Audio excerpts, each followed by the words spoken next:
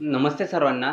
आज आपल्या भारताचे जे फॉरेन रिलेशन्स आहे, फॉरेन रिलेशनमध्ये फॉरेन पॉलिसीबद्दल आज चर्चा करणार आहोत. या चर्चा करताना आपल्याला सध्याच्या स्थितीला बघितलं पाहिजे. भारताची जी फॉरेन पॉलिसी ना, आजपर्यंतचे सर्वात जास्त हिस्ट्रीमध्ये जर बघितलं गेलं ना, सर्वात चिंताजनक स्थिती आहे.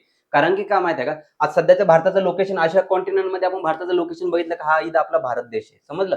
आणि नेपाळच्या दृष्टिकोनाचा विचार केला तर भारताचे नेपाळचे रिलेशन सध्याच्याला इथं चीनचा इंटरफेअर मोठ्या प्रमाणात आहे. चीनचा इंटरफेअर मोठ्या प्रमाणात असल्यामुळे काय झालं, भारताचे नेपाळसोबत रिलेशन कुठे ना कुठे ना एक वेगळ्या दिशेत जात आहे.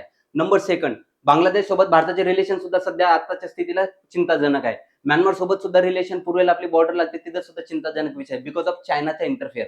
खाली मालदीव देश आहे, खाली अरबी समुद्रामध्ये मालदीव देश आहे, दक्षिण साईडला हिंदी महासागरामध्ये.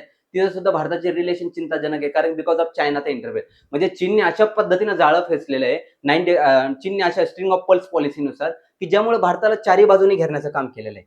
तुम्हाला सांगायचं तात्पर्य काय माहिती आहे का, आता सध्याच्या स्थितीला आपल्या देशाच्या आजूबाजूचे जितके पाकिस्तान सोबत रिलेशन तुम्हाला पण माहिती आहे ते कसे आहे. नेपाळ सोबत रिलेशन बऱ्यापैकी ना भारताचे ज्या लेवलला आपण पोहोचलो पाहिजे ना, तिथं अजून पण पोहोचलेलं नाही. बांगलादेश सोबत सुद्धा आपले रिलेशन जितक्या स्ट्रॉंगली पोहोचला पाहिजे होता ना, तितक्या स्ट्रॉंगली पोहोचलेलं नाही. कारण की आपण वाईट काळात प्रत्येक क्षणाला आपण प्रत्येक देशाची मदत करतो, परंतु प्रत्येक स्थितीला भारताला प्रत्येक म्हणजे सांगायचं तात्पर्य काय, स्वतःला आता बांगलादेशच्या बाबतीत सुद्धा भरपूर काही मदत केलेली आहे. जिथं यांना अडचण येते तेव्हा भारत सर्वप्रथम मदतीला जातो. मालदीवच्या बाबतीत सुद्धा भारत भरपूर वेळा मदतीला गेला. बांगलादेशमध्ये मागच्या 2 वर्षामध्ये काय झालं तुम्हाला ते पण माहिती आहे. त्या बांगलादेशच्या स्थितीत सुद्धा भारत सर्वप्रथम मदतीला गेलेला आहे. चीननी काय केलं, कर्ज जाळ्याच्या माध्यमातून बांगलादेशला अटकवलंय, श्रीलंकेला अटकवलंय, तिकडे मालदीवला अटकवलंय, नेपाळला पण अटकवलंय. पण तरी सुद्धा हे देश का चीनच्या फेवरमध्ये काम करतात? पहिला क्वेश्चन आहे. त्या दृष्टिकोनातून भारताने ह्या आपल्या देशांनी सुद्धा नाही का भविष्यामध्ये म्हणजे ह्या देशांसोबत आपले रिलेशन तर खराब झालेले आहे. परंतु या दृष्टिकोनातून भारताने काय केलेलं आहे, लुक ईस्ट पॉलिसी पहिले इतिहासामध्ये अवलंबली होती. आणि त्याचा लुक ईस्ट नंतर आपण काय केलं, तर ऍक्ट ईस्ट पॉलिसी अवलंबायचा प्रयत्न केला. ऍक्ट ईस्ट म्हणजे काय, हे आता हा भारत आपला देश आहे. त्या ऍक्ट ईस्ट मध्ये काय पूर्व नॉर्थ ईस्ट साईडचे साऊथ वेस्ट साईडचे साऊथ ईस्ट साईडचे हे जे काही देश आहे ना, या देशांसोबत रिलेशन एकदम स्ट्रॉंग करण्याच्या दृष्टिकोनातून, चीनला काउंटर करण्याच्या दृष्टिकोनातून आणि इंडो पॅसिफिक म्हणजे हिंद आणि पॅसिफिक या दोन भागाच्या दृष्टिकोनातनं ऍक्ट ईस्ट पॉलिसी लावलेली. त्या ऍक्ट ईस्ट पॉलिसीच्या माध्यमातून भारताने आसियान सोबत रिलेशन सगळ्यात जास्त स्ट्रॉंग केले. त्याच्यामध्ये म्यानमार झालं, थायलंड झालं, लाओस झालं, व्हिएतनाम झालं, इथं खाली मलेशिया झालं, क्वालालंपूर त्याची कॅपिटल आहे, इथं फिलिपिन्स नावाचा देश आहे, इथं इंडोनेशिया नावाचा देश आहे. या सगळ्या देशांसोबत आपले रिलेशन म्हणजे 10 कंट्रीचा ग्रुप आहे, आशिया ग्रुप आहे, त्याच्यासोबत रिलेशन इकॉनॉमिकली स्ट्रॉंग करण्याच्या दृष्टिकोनानं पाऊल टाकले. त्याला म्हणतात ऍक्ट ईस्ट पॉलिसी. समजलं? पण त्या दृष्टिकोनात आज सध्याच्या स्थितीला बघितलं गेलं, अशाच प्रकारे भारताने आपल्या देशाने पश्चिम आशियामध्ये सध्याची स्थिती भारताचं रिलेशन खूप खराब चाललेलं आहे. कारण की भविष्यामध्ये युनायटेड नेशन सिक्युरिटी काउन्सिलमध्ये जर आपल्याला सदस्य मिळवायचं असेल ना, या देशांचा इम्पॉर्टन्स त्या ठिकाणी भरपूर आहे.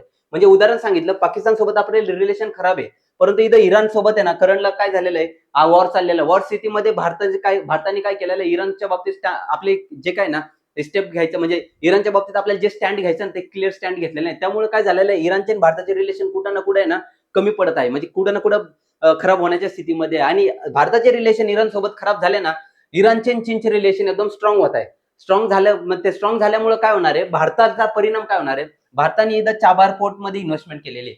चाबार पोर्ट ज्या माध्यमातून भारत इथं पाकिस्तानमध्ये, चीननी पाकिस्तानमध्ये ग्वादर बंदर आहे, ग्वादर पोर्ट मध्ये इन्व्हेस्टमेंट केली. अरबी समुद्रावर नियंत्रण ठेवता येईल आणि भविष्यामध्ये भारतावर नियंत्रण ठेवता येईल.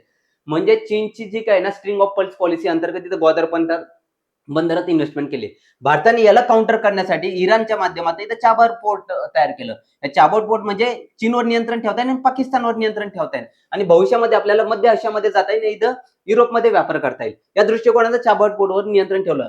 आणि इराणमधनं भारत आहे ना एनर्जी सिक्युरिटीसाठी नाही का भरपूर प्रमाणात क्रूड ऑइल इथून मागे हिस्ट्रीमध्ये घेत असायचा. पण इराणच्या बर्डनमुळे भारताने हे डिपेंडंट इराणच्या बाबतीत कमी केलं आणि ते शिफ्ट केलं कुठं, रशियाकडे आणि अदर देशांकडे शिफ्ट केलं. म्हणजे सांगायचं तात्पर्य काय, आपण जर अमेरिकेच्या दबावापुढे झुकून जर अशा पद्धतीने आपण जर डिसिजन घेतली तर आपले इराणचे रिलेशन खराब होणार आहे. त्यामुळे काय होणार, चीन आणि इराणचे रिलेशन स्ट्रॉंग होणार आहे आणि भविष्यामध्ये ना भारताला इथं ग्वादर बंदरावर पाकिस्तानवर चीनवर नियंत्रण ठेवणं मुश्किल होणार आहे. समजलं? आणि अरबी समुद्रावर नियंत्रण ठेवणं सुद्धा मुश्किल होणार आहे आणि युनायटेड नेशन सिक्युरिटी काउन्सिलचा सदस्यत्व होण्यासाठी सुद्धा खूप अडचणी निर्माण होऊ शकतात मे बी. कारण की काय माहितीये का, इथनं आपल्याला मध्य आशियात जाता येणार आहे, इथनं आपल्याला युरोप कंट्रीमध्ये व्यापार करता येणार आहे. सो भारत आणि इराणचे संबंध मजबूत होणं त्या गरजेचं आहे. त्या दृष्टिकोनातून थिंक वेस्ट आणि ऍक्ट वेस्ट या अंतर्गत इथं आपले रिलेशन अजून पण स्ट्रॉंग होणं फार गरजेचं आहे या क्षणाला. नंबर सेकंड, इथं इराकच्या बाबतीत इथं 3 कंट्रीज आहे, आर्मेनिया, अझरबैजान आणि जॉर्जिया, या 3 कंट्रीज जॉर्जिया, आर्मेनिया आणि अझरबैजान, या 3 कंट्रीज आहे ना स्ट्रॅटेजिक पॉईंट ऑफ व्ह्यू खूप महत्वाच्या आहे. कारण की काय माहितीये का, इराण बरोबर या 3 कंट्री सोबत आपले रिलेशन इतके पाहिजे तसे अजून पण स्ट्रॉंग झालेले नाही. जर आपले स्ट्रॉंग झाले ना, आपल्याला युरोपपर्यंत पोहोचणं खूप सोपं पडणार आहे. म्हणजे सांगायचं तात्पर्य काय, याच्याबद्दल सुद्धा आपण विचार केला पाहिजे. भविष्यामध्ये तुम्हाला ब्युरोक्रेसीमध्ये जायचं ना, तुम्हाला या देशांचे लोकेशन माहित असले पाहिजे, हे देश लोकेट कुठे आहे, त्यांच्यासोबत भारताचे रिलेशन कसे आहे, त्या दृष्टिकोनात थिंक वेस्ट आणि ऍक्ट वेस्ट ही पॉलिसी कशी आहे, हे राबवणं तिथं का गरजेचं आहे, याबद्दल तुम्ही विचार केला पाहिजे. इथं इस्रायल आणि पॅलेस्टाईनच्या बाबतीत आपण ना बॅलन्स युनिट चालतो, म्हणजे डिहॅफिनेशन पॉलिसी राबवतो, समजलं.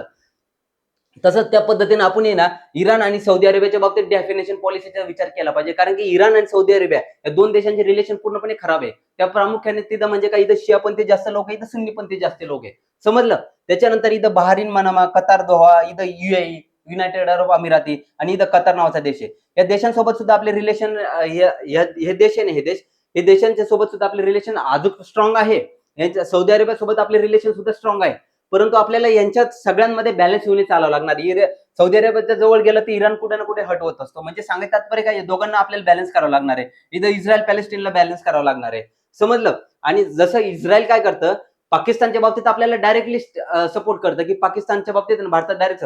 पण भारत आणि चीन यांच्या दरम्यान जर आपला कॉन्फ्लिक्ट असेल ना, तर इस्रायल पूर्णपणे बॅक टू स्टेज येतो. म्हणजे काय माहितीये का, गल्वान व्हॅलीमध्ये जो अटॅक झाला होता, जो क्लॅशेस झाला होता ना, त्याच्यामध्ये इस्रायलने कुठंच कमेंट नव्हती केली.